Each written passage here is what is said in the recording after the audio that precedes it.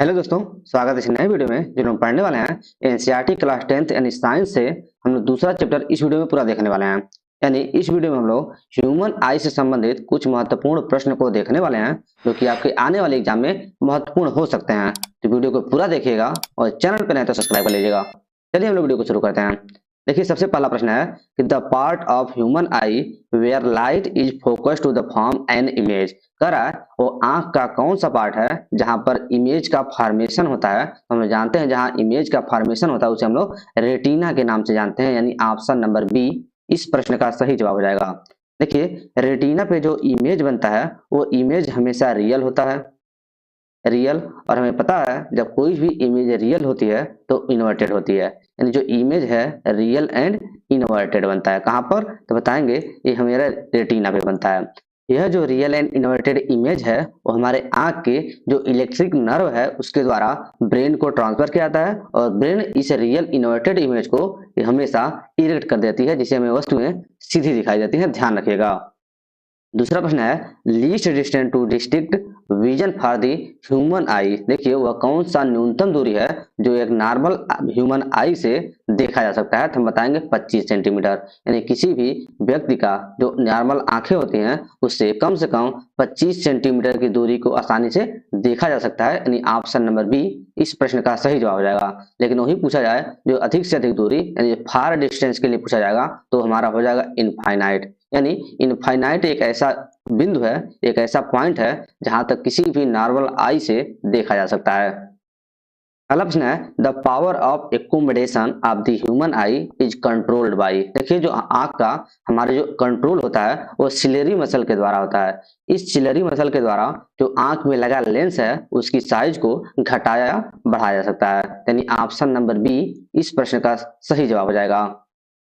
अगला प्रश्न है which of the following is the main cause of myopia. पूछा गया है इनमें से सबसे मेन कॉज मायोपिया का कौन सा है। तो सबसे ध्यान रखिए, जो मायोपियम है उससे हम लोग नियर की जो वस्तुएं होती हैं यानी ऑब्जेक्ट जो नियर का होता है उससे हम लोग आसानी से देख सकते हैं, लेकिन जो दूर की वस्तुएं होती हैं यानी फार की वस्तुएं दिखाई नहीं देती हैं। इसमें क्या होता है, जो नजदीक की वस्तुएं दिखाई देती हैं इसका मतलब जो फोकल लेंथ होता है वो हमारा घट जाता है। फोकल लेंथ घटने की वजह से जो elongation of the eye ball है वो बढ़ जाता है। यानी ऑप्शन नंबर बी इस प्रश्न का सही जवाब हो जाता है। देखिए, जो मायोपिया में हम लोग एक लेंस का यूज करते हैं जिसे हम लोग बोलते हैं कनकेव लेंस। यानी कनकेव लेंस का यूज करके हम लोग इस मायोपिया को दूर कर सकते हैं, इसको याद रखिएगा।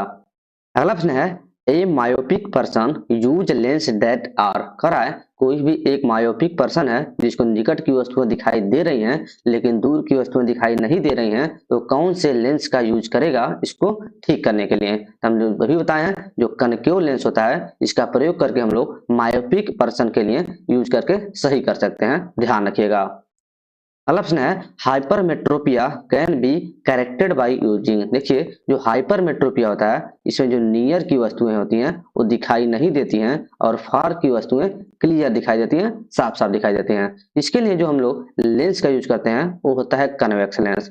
यानी जब कोई भी वस्तु नजदीक की नहीं दिखाई देगी, दूर की वस्तु दिखाई देती है, उसे हम लोग हाइपरमेट्रोपिया के नाम से जानते हैं। उस पर करेक्शन के लिए हम लोग कन्वेक्स लेंस का यूज करते हैं। इसीलिए ऑप्शन नंबर ए इस प्रश्न का सही जवाब हो जाएगा।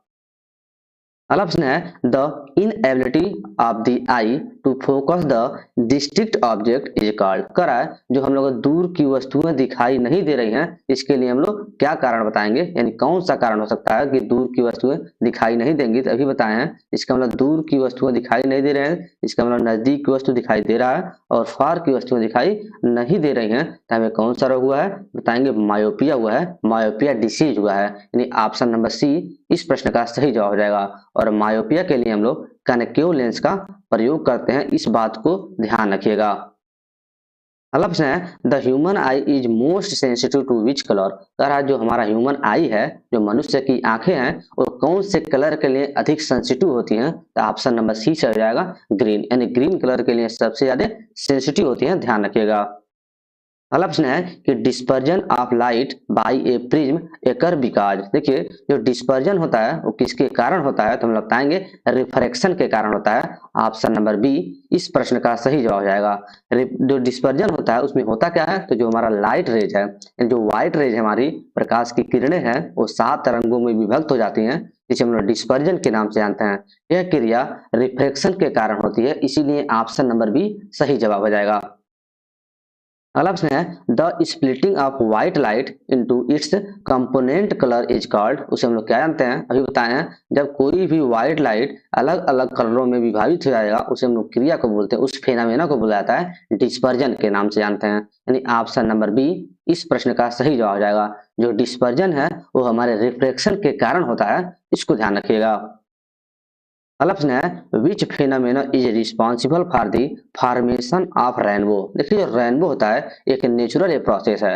इसमें होता क्या है, रेनबो होने के लिए डिस्पर्जन भी होता है, डिस्पर्जन भी होता है, डिस्पर्जन के साथ साथ रिफ्रैक्शन भी होता है, रिफ्लेक्शन, और इसमें एक और आता है जिसे हम लोग बोलते हैं टोटल इंटरनल रिफ्लेक्शन, जिसे हम लोग TIR के नाम से भी जानते हैं। ये तीनों फिनोमिना एक साथ होती हैं जिसके कारण नेचुरल रेनबो का फॉर्मेशन होता है। यानी ऑप्शन नंबर बी सही हो जाएगा, रिफ्रैक्शन एंड डिस्पर्जन इस प्रश्न का सही जवाब हो जाएगा। अगला प्रश्न है the sky appears blue because of. देखिए जो हमारा आसमान है वो नीला दिखाई देता है किसके वजह से, बताएंगे स्कैटरिंग ऑफ लाइट। जो लाइट होता है उसका स्कैटरिंग होता है, यानी जो भी हमारे एटमॉस्फेयर में जो धूल के कण हैं, जो डस्ट के पार्टिकल हैं, उससे प्रकाश की किरणें टकराती हैं और बिखर जाती हैं, एक स्थान से दूसरे स्थान तक नहीं सरलता से नहीं पहुंच पाती हैं, बिखराव हो जाता है, जिसे हम लोग स्कैटरिंग बोलते हैं। यानी ऑप्शन नंबर सी इस प्रश्न का सही जवाब हो जाएगा। अगला प्रश्न है what is the main cause of the reddish appears the sun at the sunrise and sunset. यानी सूरज डूबते हुए और सूरज उगते हुए लाल दिखाई का कारण क्या है, इसका जो सही जवाब हो जाएगा option number D scattering of longer wavelength. देखिए जो सूरज उगता है और सूरज जब डूबता है तो लाल दिखाई देता है, किसके वजह से, बताएंगे स्कैटरिंग ऑफ लॉन्गर वेवलेंथ की जो हमारी कलर्स हैं उसका जो स्कैटरिंग हो जाता है, इसीलिए ऑप्शन नंबर डी इस प्रश्न का सही जवाब हो जाएगा।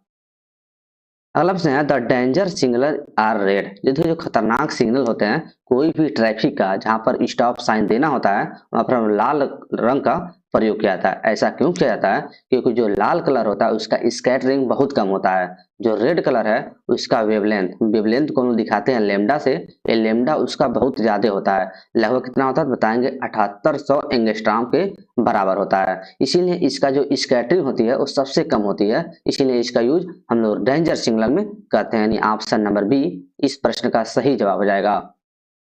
अगला प्रश्न है कि the defect in the eye causes due to the ageing. यानी उम्र बढ़ने के साथ साथ जो आंखों में डिफेक्ट आता है उसे किस नाम से जानते हैं, ऑप्शन नंबर सी से हो जाएगा प्रेस बायोपिया। यानी प्रेस बायोपिया एक ऐसा डिफेक्ट है जो उम्र के बढ़ने के साथ साथ हो जाता है, यानी ऑप्शन नंबर सी इस प्रश्न का सही जवाब हो जाएगा। अगला प्रश्न है which lens is use to correct astigmatism. देखिए एस्टिग्मेशन को सही करने के लिए कौन सा लेंस का प्रयोग करेंगे, ऑप्शन नंबर सी से हो जाएगा सिलेंड्रिकल लेंस। यानी एस्टिग्मेशन को सही करने के लिए हम लोग सिलेंड्रिकल लेंस का प्रयोग किया जाता है, यानी ऑप्शन नंबर सी इस प्रश्न का सही जवाब हो जाएगा। अगला प्रश्न है the phenomena of twinkling of star is due to. देखिए जो हमारे आसमान में ट्विंकलिंग ऑफ जो स्टार होता है उसका फेनामेना क्या है, ऑप्शन नंबर डी से हो जाएगा एटमॉस्फेरिक रिफ्लेक्शन। देखिए जो एटमॉस्फेरिक रिफ्लेक्शन के कारण वायुमंडल में यानी एटमॉस्फेयर में जो भी धूल के कण है उसके द्वारा रिफ्लेक्शन होता है, जिससे हमारे कारण जो ट्विंकल्स होते हैं, जो हमारे स्टार्स होते हैं वो ट्विंकल करते हुए दिखाई देते हैं, यानी ऑप्शन नंबर डी इस प्रश्न का सही जवाब हो जाएगा। अगला प्रश्न है which of the following is the not a primary colour. देखिए जो प्राइमरी कलर है वो 3 होते हैं, कौन कौन सा बताएंगे, आर जी बी। बी से क्या होता है, बी से हो जाएगा ब्लू, जी से ग्रीन और आर से रेड। यानी रेड, ग्रीन और ब्लू जो है ये प्राइमरी कलर होते हैं। पूछा गया इनमें से प्राइमरी कलर कौन नहीं है, तो ऑप्शन नंबर बी से सी से हो जाएगा येलो। येलो हमारा प्राइमरी कलर नहीं है, इसीलिए ऑप्शन नंबर सी इस प्रश्न का सही जवाब हो जाएगा।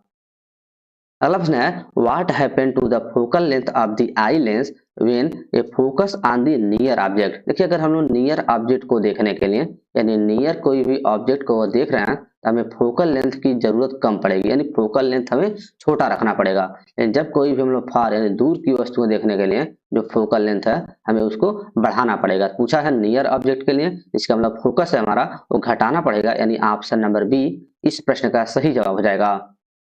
अगला प्रश्न है the persistence of the vision in the human eye is approximately. देखिए जो परसिस्टेंस मतलब क्या है, किसी भी वस्तु को देखने के लिए जो कितना हम लोग इसमें एक्यूरेसी रखते हैं उसे हम लोग परसिस्टेंस के नाम से जानते हैं। तो जो हमारे ह्यूमन आई का जो परसिस्टेंस है वो 1/16 है। इसको ध्यान रखिएगा कि यानी ऑप्शन नंबर बी इस प्रश्न का सही जवाब हो जाएगा। अगला प्रश्न है which part of the eye control the amount of the light entering it. देखिए वो कौन सा आंख का हमारा पार्ट है जो आंख में जो प्रकाश की किरणें प्रवेश करती हैं उसको कंट्रोल करता है, तो इसे हम लोग आइरिस के नाम से जानते हैं, यानी ऑप्शन नंबर सी इस प्रश्न का सही जवाब हो जाएगा। देखिए जो आइरिस होता है वो प्यूपिल के साइज को भी कंट्रोल करता है, इस बात को भी ध्यान रखिएगा। अगला प्रश्न है why does the sun appears white at the noon, यानी दोपहर के समय हमारा सूर्य सफेद क्यों दिखाई देता है, यही पूछा गया है। तो देखिए जब हमारा दोपहर होता है उस समय जो हमारा लाइट का जो स्कैटरिंग होती है वो बहुत कम होती है, इसीलिए जो सूर्य की किरणें होती हैं वो हमें सफेद दिखाई देते हैं, यानी ऑप्शन नंबर ए इस प्रश्न का सही जवाब हो जाएगा। Light is least scattered. अगला प्रश्न है which type of lens use in the magnifying glasses. देखिए जो कहीं भी हम लोग किसी भी वस्तु के साइज को बड़ा देखने के लिए कौन से लेंस का उपयोग किया जाता है, ऑप्शन नंबर बी से हो जाएगा कन्वेक्स लेंस, यानी कन्वेक्स लेंस का यूज हम लोग मैग्नीफाइंग ग्लासेस में करते हैं, यानी ऑप्शन नंबर बी इस प्रश्न का सही जवाब हो जाएगा।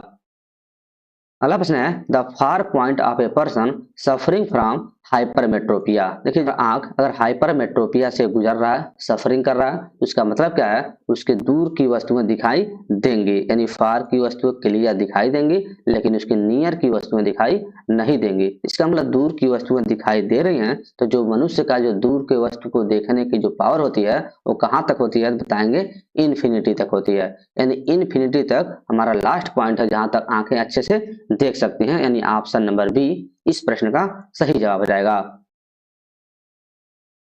अगला प्रश्न है a prism separates white light into different colour because. देखिए जो हमारा प्रिज्म है वो एक व्हाइट लाइट को अलग अलग रंगों में सेपरेट कर देती है, इसको किसके कारण होता है। देखिए कि हमारा क्या है प्रिज्म है, प्रिज्म में जब कोई भी व्हाइट लाइट इंटर करेगा इसका क्या होगा, रिफ्रैक्शन होगा, तो रिफ्रैक्शन की वजह से इसे कई रंगों में बढ़ जाता है। यह क्रिया डिस्पर्जन के नाम से जानते हैं। इसमें हमें 7 रंगों में जो कलर होता है वो विभाजित हो जाता है, सबसे ऊपर होता है रेड और सबसे नीचे वायलेट होता है, यानी इसका जो अलग अलग जो हमारे अलग अलग रंगों का वेवलेंथ होता है वो अलग अलग होता है। जैसे रेड का अगर वेवलेंथ हम लोग बताएंगे तो हो जाएगा 7800 एंगस्ट्रॉम, जबकि ये वायलेट का जो वेवलेंथ होता है ये 3900 एंगस्ट्रॉम के लगभग बराबर होता है। इसका मतलब क्या हुआ, जो डिफरेंस होता है इसके वेवलेंथ में उसी की वजह से अलग अलग कलरों में विभाजित हो जाता है, यानी ऑप्शन नंबर बी इस प्रश्न का सही जवाब हो जाएगा unequal reflection of different wavelength. इसको ध्यान रखिएगा। अगला प्रश्न है the scattering of light into inversely proportional to. देखिए जो स्कैटरिंग होता है, स्कैटरिंग और किसके इनवर्सली प्रोपोर्शनल होता है, तो बताएंगे जो हमारा वेवलेंथ है, वेवलेंथ को हम दिखाते हैं लैम्डा से, इसके 1/4 से जो पावर के इनवर्सली प्रोपोर्शनल होता है, यानी ऑप्शन नंबर सी इस प्रश्न का सही जवाब हो जाएगा, 4th power of the wavelength. इसको ध्यान रखिएगा। अगला प्रश्न है विच component of white light is scattered in the list. कह रहा है इनमें से कौन सा ऐसा कलर है जिसका स्कैटरिंग लिस्ट होता है। तभी बताएं जो 7 रंगों में विभाजित होता है तो उसका सबसे ऊपर का रंग होता है रेड और सबसे नीचे वाला रेड कलर होता है वो होता है वायलेट। तो वायलेट का जो वेवलेंथ होता है ये 3900 एंगस्ट्रॉम के लगभग बराबर होता है, जबकि रेड का होता है वो 7800 एंगस्ट्रॉम के लगभग बराबर होता है। तो देखिए जो लीस्ट स्कैटर जिसका वेवलेंथ ज्यादा होगा उसका स्कैटरिंग सबसे कम होगा, यानी रेड कलर की वेवलेंथ सबसे ज्यादा है, इसका जो स्कैटरिंग होगा सबसे कम होगा, इसीलिए जो पूछा गया स्कैटरिंग सबसे कम किसका होता है, ऑप्शन नंबर डी से हो जाएगा रेड कलर। इसको ध्यान रखिएगा। अगला प्रश्न है the refractive index of the material of the prism is maximum for. कह रहा है जो रिफ्रैक्टिव इंडेक्स बनाया जाता है किसी मटेरियल का प्रिज्म के लिए वो मैक्सिमम किसके लिए होता है, तो वायलेट कलर के लिए सबसे ज्यादा होता है, यानी ऑप्शन नंबर डी इस प्रश्न का सही जवाब हो जाएगा। अगला प्रश्न है primary lens used in correction of presbyopia. Presbyopia को सही करने के लिए कौन सा लेंस का यूज किया जाता है? ऑप्शन नंबर डी से हो जाएगा बाइफोकल लेंस। यानी प्रेस बायोपिया जो होता है वो एज के बढ़ने के कारण यह जो डिफेक्ट होता है आंख में पाया जाता है, इसको ध्यान रखिएगा। अगला प्रश्न है what is the angle of deviation in the prism. जो प्रिज्म है उसमें एंगल ऑफ डेविएशन क्या है? देखिए हम लोग फिगर के माध्यम से समझ लेते हैं। एक हमारा बना लेते हैं प्रिज्म। ये देखिए एक प्रिज्म है। यहाँ से अगर कोई भी हमारा व्हाइट लाइट एंट्री करता है, देखिए अगर व्हाइट लाइट कोई भी एंट्री किया, इसका मतलब ये हमारा इंसिडेंट होगा, यानी इंसिडेंट रेज हो जाएगा। जब कोई भी रेज किसी भी हमारे सरफेस से टकराती है तो उसे हम लोग इंसिडेंट रेज बोलते हैं। यह टकराने के बाद इसका होगा रिफ्रैक्शन। रिफ्रैक्शन होने के बाद यह क्या करेगा, आगे निकल जाएगा, जिसे हम लोग बोलते हैं इमर्जेंट रेज।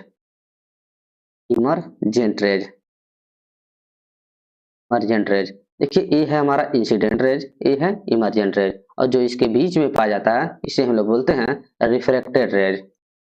Refracted raise. अगर हम लोग क्या करें, इस इंसिडेंट वाले रेज को हम लोग आगे बढ़ाएं, तो जो इंसिडेंट वाला रेज इस इमर्जेंट रेज के साथ जो एंगल बनाएगा उसे हम लोग बोलते हैं डेविएशन एंगल। यानी जो डेविएशन एंगल होता है वो हमारे इमर्जेंट रेज और जो हमारा इंसिडेंट रेज है इसके बीच का एंगल होता है। यानी ऑप्शन नंबर ए से हो जाएगा angle between the incident rays and emergent rays, यानी ऑप्शन नंबर ए इस प्रश्न का सही जवाब हो जाएगा। दोस्तों ये हमारे साइंस से चैप्टर नंबर 2 से यानी ह्यूमन आई से संबंधित कुछ महत्वपूर्ण प्रश्न था जो आपके आने वाले एग्जाम के लिए महत्वपूर्ण हो सकते हैं। अगर वीडियो अच्छा लगा हो तो दोस्तों के साथ शेयर कीजिएगा और चैनल पर नए तो सब्सक्राइब कर लीजिएगा। चलिए मिलते हैं इसके नेक्स्ट वीडियो में, तब तक के लिए धन्यवाद।